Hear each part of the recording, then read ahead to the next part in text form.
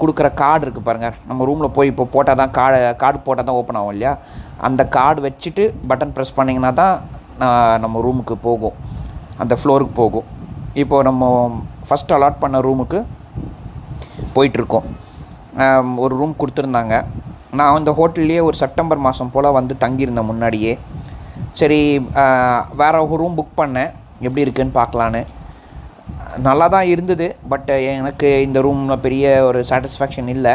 பாருங்கள், toilet first இந்த card இந்த ஸ்லாட்டில் போட்டால் தான் உங்களுக்கு இது வரும், கரண்ட் வரும். அது போடுறதுக்கு அந்த தடவுறேன் நான், எங்கே இருக்குதுன்னு தெரியாமல். பாருங்கள், இன்னும் தேடுறேன், லைட்டு போட்டு தேடுறேன், லைட்டு போட்டும் இருக்குது அதில். வந்துடுச்சு.